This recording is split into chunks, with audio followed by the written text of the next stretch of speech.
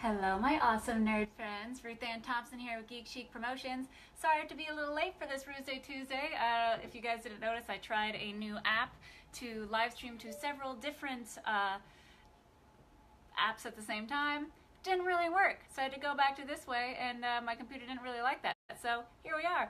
What up, guys? It's been so long. I've missed you. What's been happening? What's been good? Say hi. I've missed you. So, I've been catching up on some Netflix. I don't know if you guys, hey Brandon, I don't know if you guys have been catching up. I saw the newest season of Glow and the newest season of Luke Cage. So guys, let me know what you thought about both of these incredible seasons. I personally loved both. I'm going to share this around so we can get as many people in the discussion to talk about this awesomeness. Because yeah, I'm so on board with both of the shows. Definitely took a lot longer to get through Luke Cage. It's a longer series than it's been in a while. But yeah, you guys are awesome, and I want to hear your guys' opinions as well, because I loved the first season of both, and I kind of feel like maybe these two new seasons are better than the first. That's how I feel personally, but I'd love to hear you guys' opinions on this. Again, I'm going to share this around so we can discuss this with everybody. We're going to try to be spoiler free, maybe some light spoilers, but you know, we want to discuss these awesome shows and make sure everybody can be a part of it. So let's do it. Sharing around, super stoked. I mean, we have Comic-Con coming up, so there's a lot going on. A lot of stressful stuff. I don't know if you can tell, I'm a little have not been sleeping as much, but you know, that's the lay of the land when it comes to doing the do and getting all the Comic-Cons under our belts. All right, let me just share this one more place. Oh, and Brandon, you say you just finished Luke Cage today. So what did you think? What did you think of the second season of Luke Cage, or did you only finish the first season of Luke Cage? Because I see you haven't even finished the first season of Glow. So gotta catch up, Brandon. Sharing now with friends. Let's share it everywhere so we can all nerd talk about Netflix shows. All right. Let's talk. Okay, Runaways I haven't even caught up with. I'm trying to catch up on so many stuff during this convention season, and it's not easy. I just caught up with, Glow. I caught up with Luke Cage, and I caught up with Supergirl. Still super duper behind, no pun intended. So I'll just get started on what I thought of the shows, and then you guys please jump in at any point. Let me know what you thought of Glow and what you thought of Luke Cage. So, okay, cool. Brandon, glad to hear you're caught up with the Netflix shows. Let me know what you think about Luke Cage. I guess we can start with Luke Cage since we got Brandon here talking about it. So Luke Cage 2, season 2, we start off where now we have a new queen in the Harlem trying to take things over.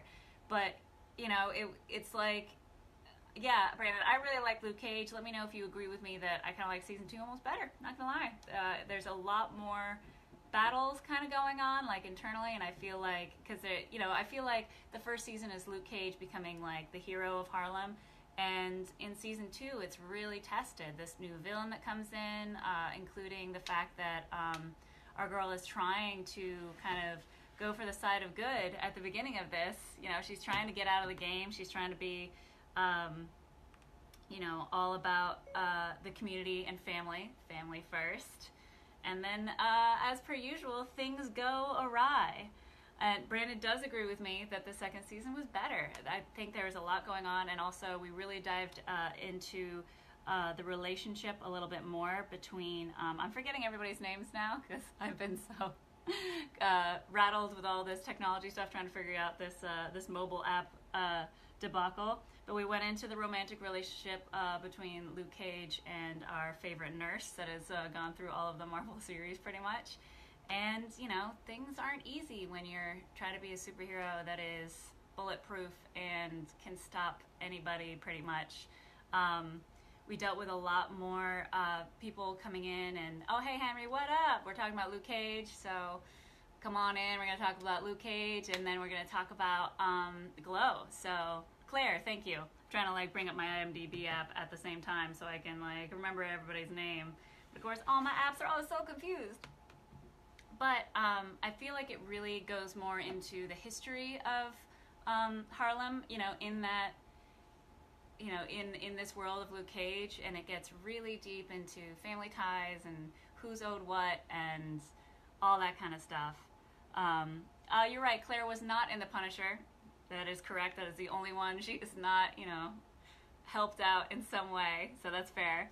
Henry, you're at the doctor's for a checkup. Hope you're doing all right, bro. Hope to see you at San Diego Comic-Con.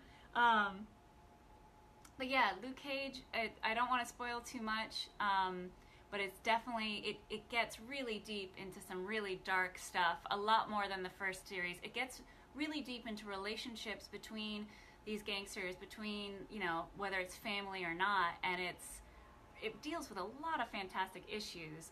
For all those hearing all the sirens and the helicopters, I guess there's a fire going on in the Hollywood Hills, and I am right in Hollywood, so hopefully I'm safe.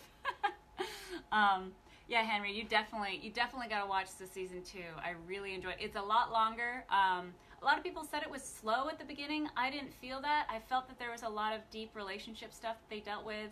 They deal with abusive relationships. They deal with good relationships, bad relationships. And one thing that I really appreciate is that they really went into the code of, like, gangsters in the New York area, and it kind of becomes like this interesting, even more political, I feel, than the first season. It's amazing. Oh, hey, Rod. What up, friend? He was trying to help me out with the whole app situation, trying to live stream on many apps, so thanks, Rod, for trying to help. He says, only 2 more episodes of Luke Cage, season 2 to go. Episode 9, holy shit, yeah. Yeah, bro, yeah. There's also one of the defenders that might pop in, I'm not going to say who, to the show that really is pretty great. It's pretty great. And, it deals with a lot of internal issues on top of, obviously, these superpower type things and revenge and all that kind of fun, superhero type stuff. Oh yeah, I agree with you, Brandon. Totally. The show is so good. And it gets really, really dark. I would say much darker than the first season. And, yeah, Rod, he just saw the, Defender cameo too. Yep, it's pretty great. I thought it was well timed, and at first I was like, I don't know if I want this person in it, but I think it's perfectly timed and kind of necessary for the growth of Luke Cage, as it were. And the ending, man, the ending was perfect. I really think that's the only way the show could have gone. Again, let me know if you guys disagree with me, agree with me, whatnot, but it also, actually, in the beginning of the season, it deals with a lot of the live streaming and YouTube and the just social media aspect of being a superhero in this time, because there's an app that people can find Luke Cage so he can never, like, be not found and, like, filmed and that kind of stuff, and it actually works against him at one point, which I think is a great way of bringing, superheroes into the more contemporary times of social media and all that kind of craziness. So Rod Kim says, I love how corny everyone's dialogue is, but how self-aware they are of it. I don't know if that's great or terrible. Oh, you know what, Rod, that is one note that I had, and it's interesting. It's not necessarily like the main character's dialogue. It's the ancillary characters that kind of like pop in and like have dialogue with the main characters. It gets really cheesy at some points, but it's great. I mean, this is a very, I'm trying to think of like all the themes of this. You deal a lot with family. I feel like that's the biggest theme of this is family, dealing with the past, revenge, and all the messiness that comes along with family. So it's pretty great. Hello, Jenna. Hello, Darius. How you doing? We're talking about Luke Cage right now, and then we're going to start talking about Glow Season 2, because incredible TV, as always, coming out of Netflix. I didn't really like Iron Fist the first season. I mean, Defenders was pretty good, but I feel like there was a lot of stuff missing, and I feel like the Luke Cage Season 2 really, like, amped it up a whole lot, because it's an incredible show. It's really good. So if anybody has not seen it here, watch it. We're not spoiling it, promise. We're being very, like, general in our comments about it. Yeah, and then Brandon brought up, I really like the kid selling all the t-shirts, because that's part of, he's like a huge follower of Luke Cage, and is always like filming him wherever he goes, and like is basically making his career off of turning him into an influencer pretty much, and like selling his t-shirts and like sweet Christmas t-shirts and all that kind of stuff. It's great. Rod says virtually every family connection is evil and or leads to devastation. True, except for some of I don't want to give it away. One father that turned out to be a good influence, I would say, even though at the beginning it did not seem such. I don't know, Rod, if you agree with that. Darius says season 2 is amazing. Alfre Woodard's performance should be recognized at some point, for sure. He was incredible. Her work made me think, makes me like her as much as I did in Vincent, in Daredevil season 1. Yes, I really there's some dark, amazing stuff that happens this season, and an amazing acting, and it's, if you have not seen it, I loved season 1. This one topped it for sure for me. Oh, yeah, I'm sorry, Darius, that I missed you at AX. I don't know how that's possible. Well, maybe because I was everywhere and couldn't find me. Brandon says, I want spoilers. Oh, well, no, I won't spoil stuff. That's not how I roll, son. I don't like spoiling stuff. Hey, Joseph, what's up? We're talking about Luke Cage. Going to talk about Glow in a minute here. So, yeah, I mean, if there's nothing else you guys want to continue talking about Luke Cage, let's move forward with Glow, but I cannot recommend seeing Luke Cage enough. It is longer. I think it's like 13 or 14 episodes, and they're longer episodes, but it's really worth it. Incredible acting, incredible storytelling, gets really deep into some psychological, family issues, everything. It's wonderful. So definitely, if you haven't seen it, watch it. Glow. Let's talk about Glow season 2. All right, so for all those, oh wait, back up a second. Rod has one more thing to say about Luke Cage. Alfre was also the mother of slain soldier that drives Tony Stark crazy in the movies. Yes, she was. I feel like, wasn't she also in Heart and Souls? Or am I thinking of a different movie that she was in? Anyways, would love to see them somehow connect Mariah to that character since she didn't have a name in the movie. That would be kind of interesting if it was like, nah, I think that's too much of a stretch, Rod. I don't think they can do it. I don't think so. Darius also says, back to Luke Cage, very happy to see the Daughters of the Dragon in, as well as the Power Man, Iron Fist teaming up. Yeah, that was pretty great too. Again, we're trying not to spoil too much, so I'm going to try to read it really fast, so don't listen if you haven't seen it. Great. There was a lot of great Marvel fanboy moments in the season. I believe that Mariah has executed the ultimate revenge on Luke Cage that she could. Agreed. And Brandon also keyed in on Rod's comment as well about her being in the movie as well, which is also a Marvel movie. So, And I also love that we always have Hammer Industry weapons, which is a reference to Iron Man 2, I think. He meant action. Thank you. I'm trying to like read things as quickly as possible. And as you notice, I'm not wearing my glasses. So, all right, I'm going to start talking about Glow. If you still have more stuff about Luke Cage, I guess I can still read it.